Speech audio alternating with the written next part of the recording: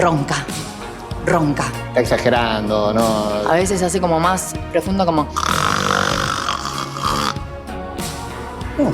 El sonido del divorcio. La promo donde los ronquidos de tu pareja pueden salvar la relación. Grabalos y envíalos a nuestro WhatsApp. Mientras más molestos, mayor descuento para que compres un segundo colchón y puedas separarte, pero solo para descansar mejor. Y que el amor dure para toda la vida.